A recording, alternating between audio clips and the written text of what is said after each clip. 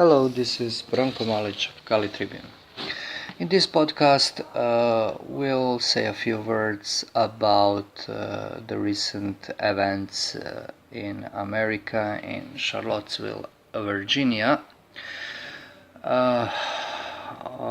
concerning the failed rally of alt-right that was due to take place on the 12th of August, that is, I believe, on Saturday. Now, there are a lot of things online about this. This is a hot issue, and it will be hot probably a few more days, and then it will be replaced by another hot issue of the same vein, and I'm afraid, because I don't think this will stop there. Of course, I'm not an American, I don't live in America, and probably never will. This is not something that directly impacts me, but on the level of zeitgeist, or let's say ideological or even spiritual atmosphere in which we all live and breathe. It does concern me, and it does concern Tribune, although, as those who follow Tribune know, this website and this project is not concerned with day-to-day politics. However, this is, I think, much deeper. Now, just the bare facts. Most people already know that there were 3 dead at Saturday of 12th. That is 1 dead in the clashes of 2 opposing left-right camps, and 2 dead by accident, unrelated, I believe, to this event. I'm doing this podcast to point out one interesting thing that emerged from all of this ruckus between Antifa and alt-right. And I think I'm doing this because I haven't really noticed that somebody pointed this thing I'd like to point out, and this is it. When alt-right is concerned, but also their leftist opponents, I noticed, especially because I do know personally some people involved in alt-right movement, and some people who are not exactly Antifa but are on the hard left, how convenient this situation is to concentrate on a single isolated issue, and then to completely put aside the bigger picture or the broader ideological perspective of their movement. For instance, I'll give you an example. As I understand Americans, the legalism is very deeply embedded in the American mentality. That is, legalism is embodied in this idea that American Constitution is something of a holy writ, almost. And this never ceases to surprise me, because I couldn't give a toss about my country's constitution. That does not mean that I don't give a toss about fundamental social morality that is written in it, but I know people who wrote that constitution, and as I heard when I was a student, they had quite a bit to drink that few evenings they were doing this. There is no way the constitution can have a kind of this auratic, this aura or halo of sanctity for me. And the same goes for law and legality, but I am from the Eastern Europe, and we don't really, by our historical experience, trust the authorities or trust this alienated power that rules you from the outside, that is outside your family or immediate community in which you are immersed, and so on. I note, for instance, this event, at least from what I could gather, was really legally scheduled and illegally in broadest terms, cancelled. Police failed to police the protests, and practically, as I gather from something that people who were there said, and whose judgment I do trust, this really came to pass. And a lot of people cling to that, especially among alt-right.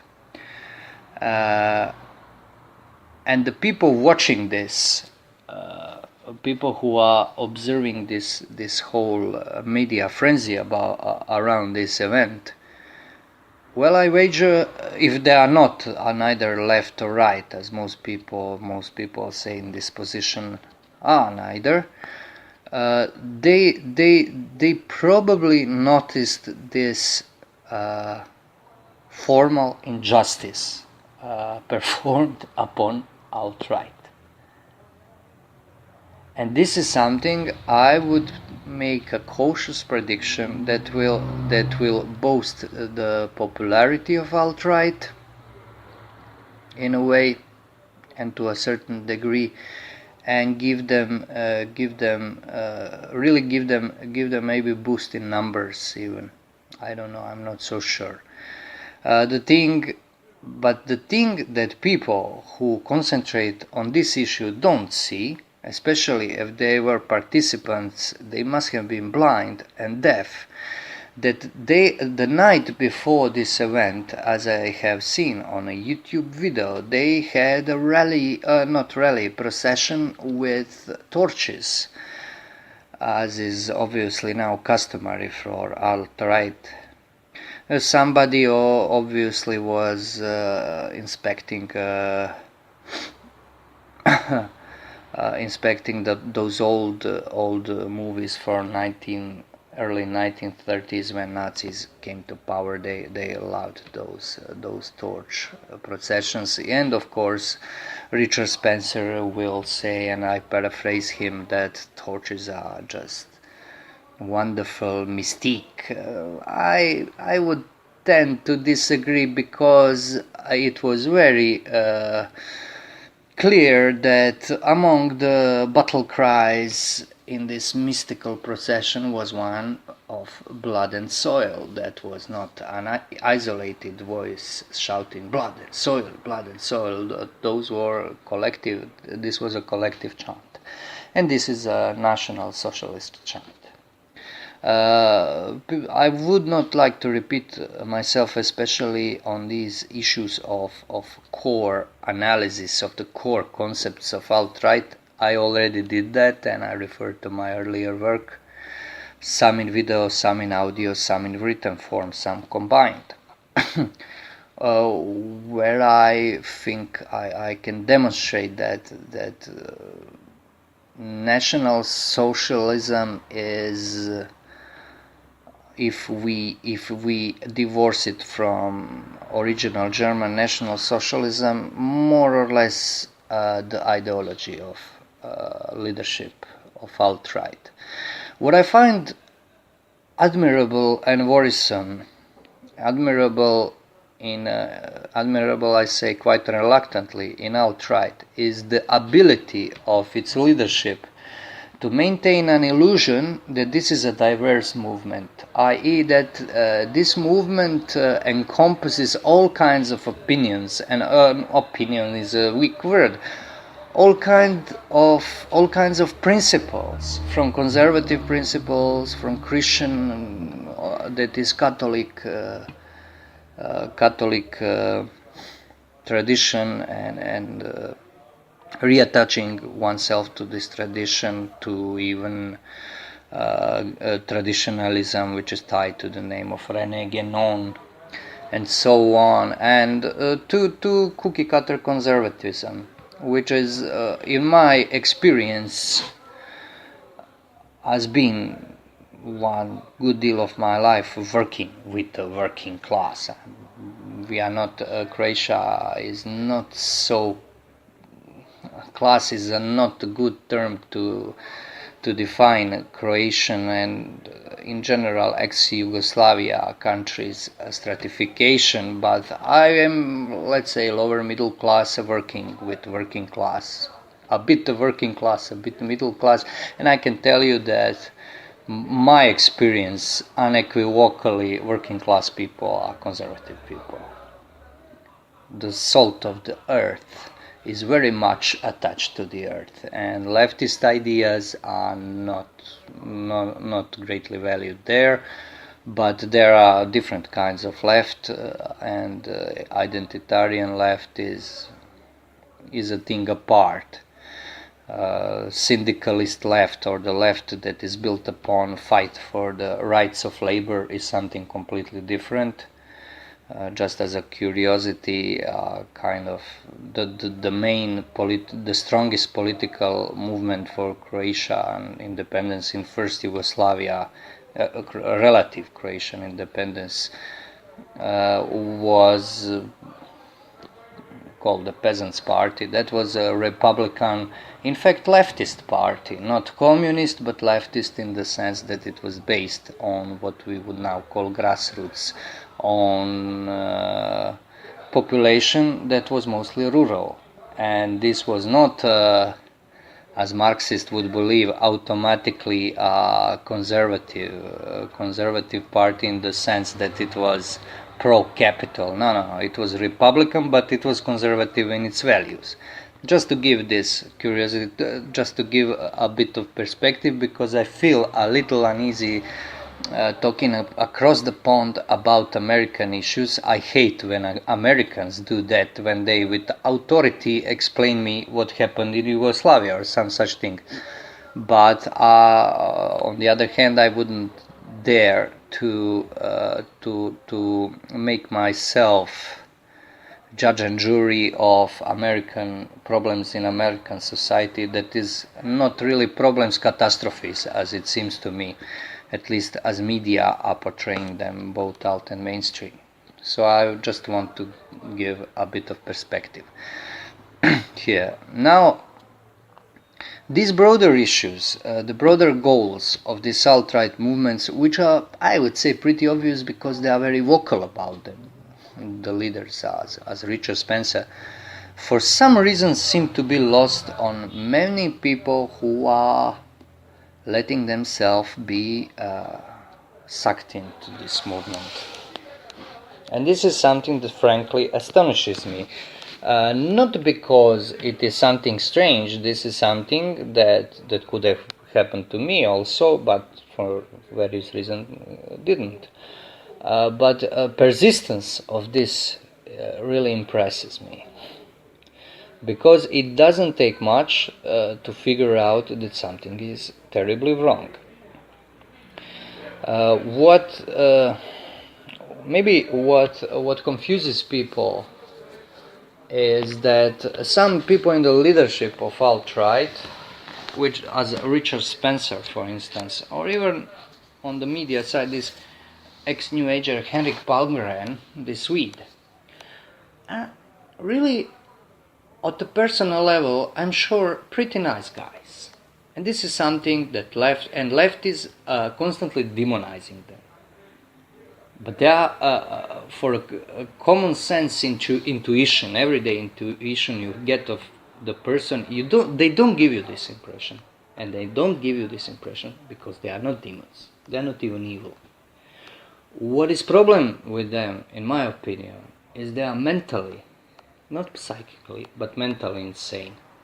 That is, their mentality, the way they see the world, consciously, the doctrine they accepted as an explanation, as a religion, if you like, as that core principle that guides them and guides their followers, is demonic, is satanist, as I try to demonstrate in some of my previous work, especially about Order of the Nine Angles, which is not really alt-right, but I know for a fact that there are quite a bit of alt-righters infected with this ideology. this is what is really, I think, pushing them on. And some of them are very capable people. I listened to Richard Spencer's press conference after the tragic events, and in my opinion he was quite apt at it, and I think he was, for a lot of people, he left an impression of very cool, calm, collected and organized man who had a very good provocative answers to generic questions of journalists who rely upon assumption that guy is diabolic and that they can insult him and provoke them as much as they like, and then he retaliates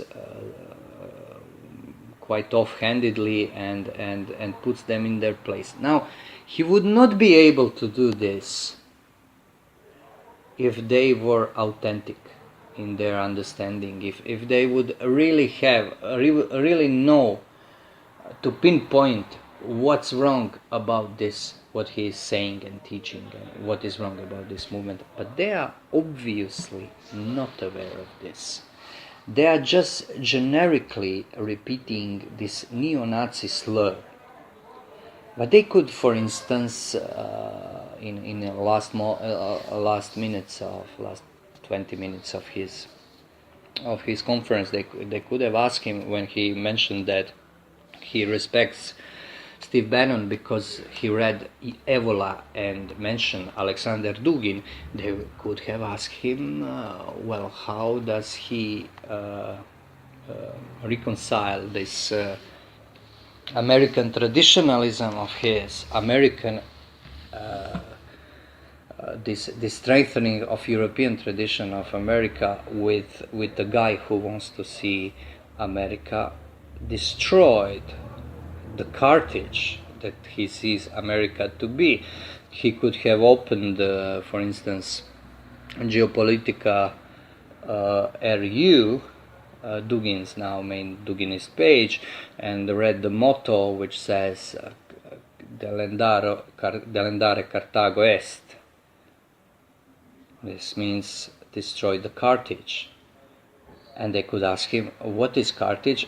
And if Spencer really read Dugin, and I believe he did, his wife translated him, after all, he would have to tell them that it is America.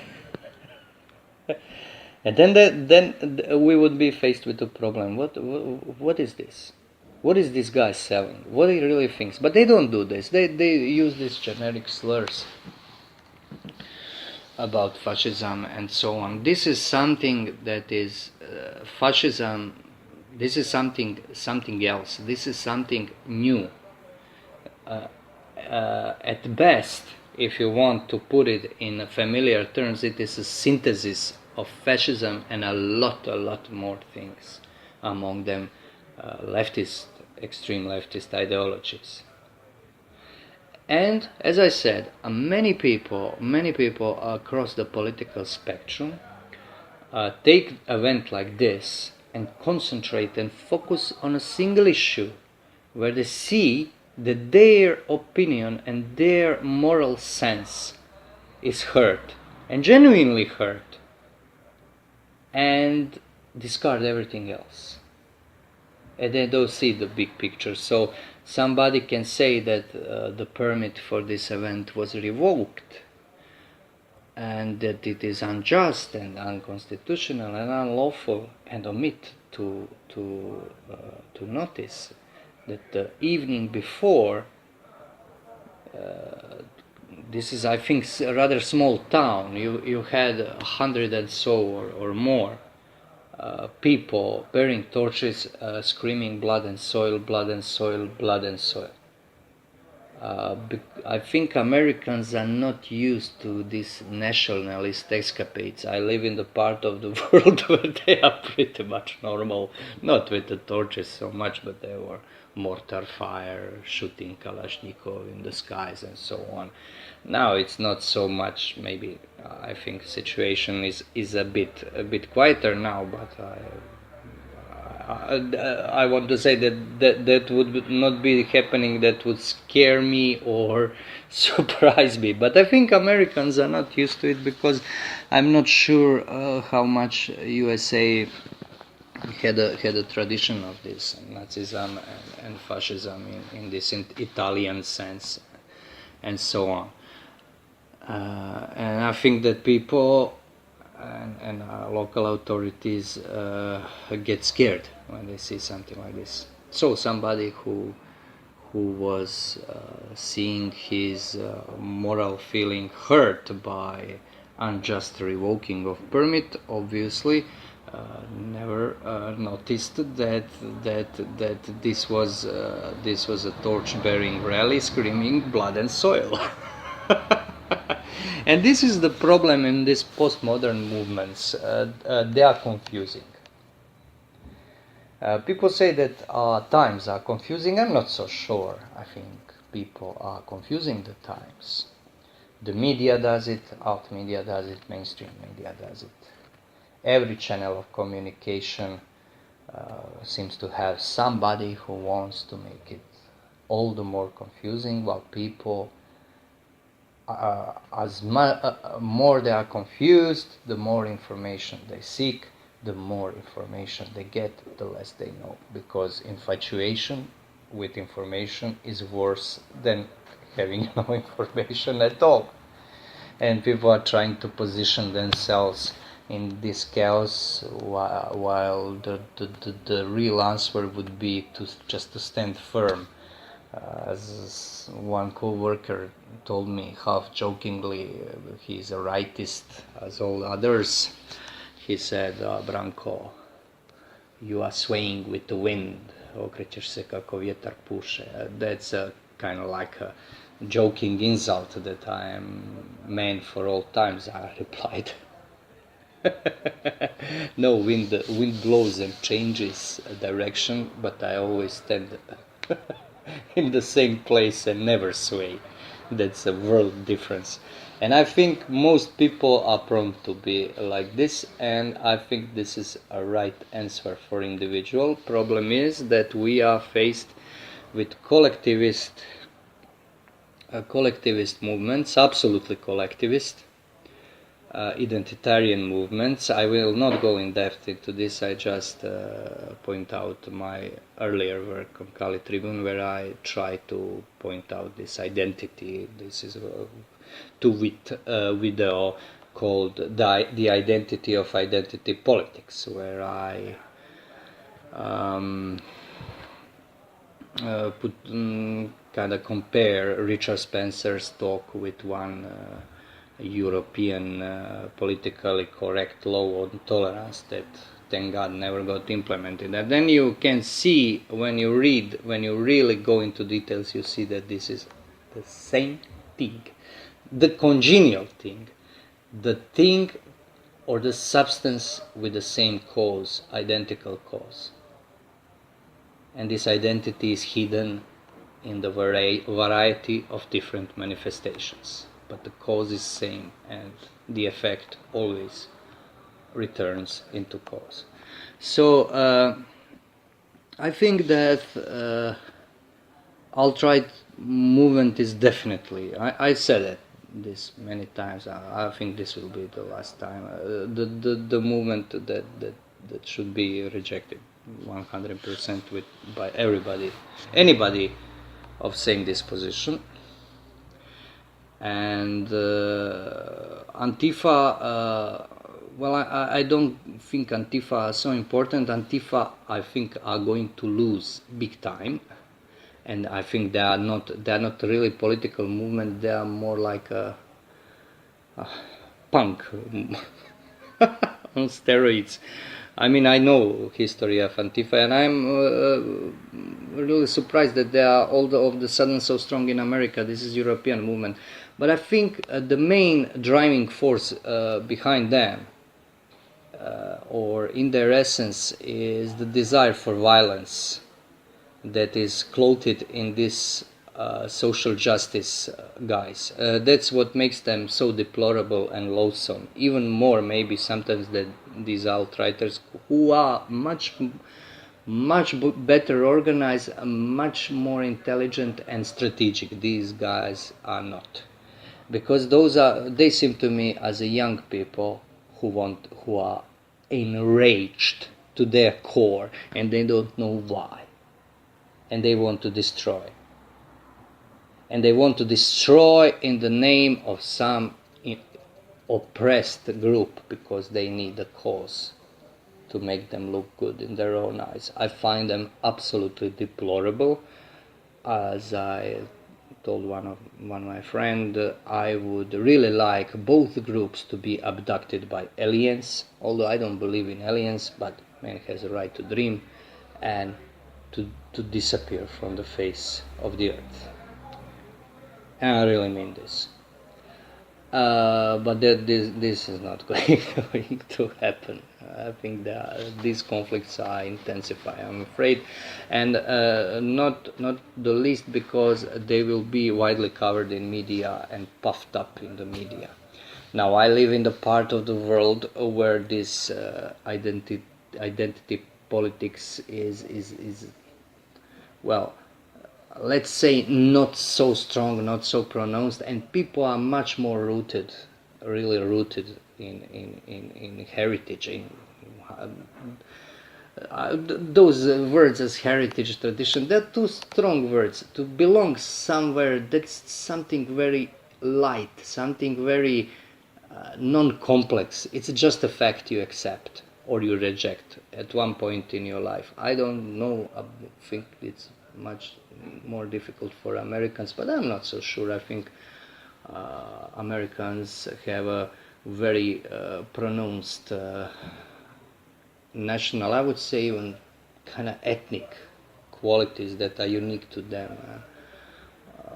Maybe they don't see this, and I'm not in the least anti-American, as most of those people in this free sphere of internet are. I'm not so much.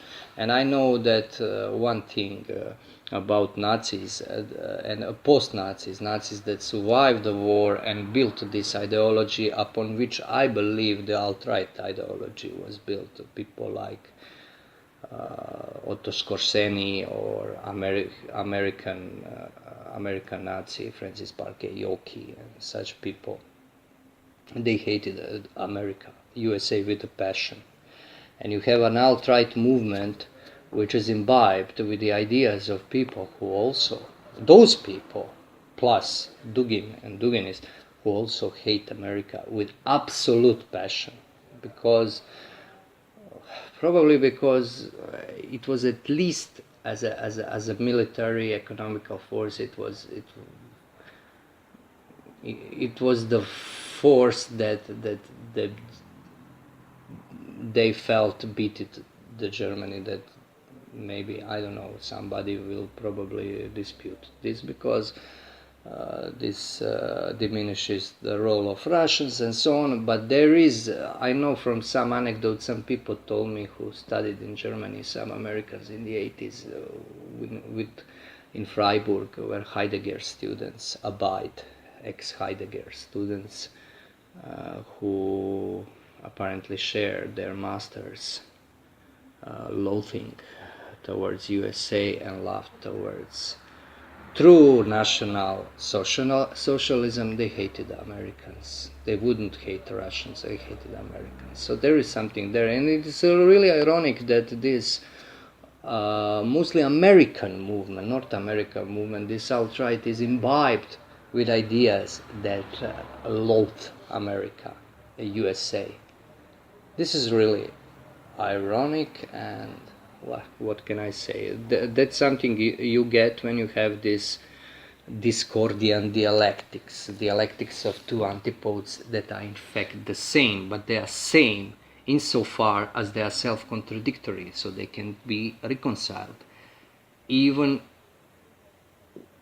this one side of the dialectics cannot be reconciled with itself, let alone with its opponent. So this makes a total chaos. This is complete, constant, infinite clash of forces that can be reconciled, breaking everything around them and creating chaos. So this is a chaos, discordian chaos dialectics. And it is here to stay. I'm afraid I must put some self-critique, something I, for some reason, always do. Tribune, I was convinced that alt-right will sink beneath the horizon with the election of Trump, that they were exploited by Trump's campaign, which they were, and that this will be their... They will slowly vanish from the scene, but I'm afraid this is not going to happen. I was wrong. I underestimated very how dedicated those people are, and those are mostly young people. Well, this leadership, good deal of leadership is my age.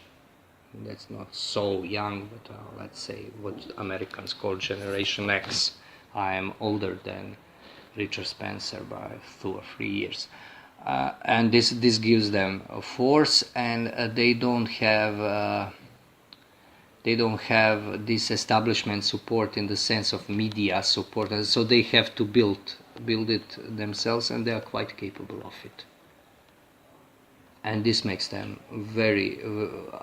This is they have great potential for success in many aspects. It's very hard to predict how far it will all go, but their dedicated lunacy and focused lunacy and lefts, these identitarian lefts, or let's call it just identitarian other. Unfocused and chaotic lunacy feeds them and makes them fat, and they'll get even fatter. And not a single one member of alt-right, not a single one member of this left, let's say their leftist opponents, will probably ever admit to himself that he is on the wrong side, and consequently the thing that would follow from that would be that he would realize that both sides are wrong, that they are illusion. But that's what you get in our age. Well, you can be sure that I will be following this developments of this situation. This was only just to give some kind of some opinion, and we'll see. As I said, the situation, and I would conclude with this situation of alt-right being the movement that supposedly brings back makes America great again, is imbibed and caused by ideas that are anti-American, not in the sense of corporate capitalist America, but America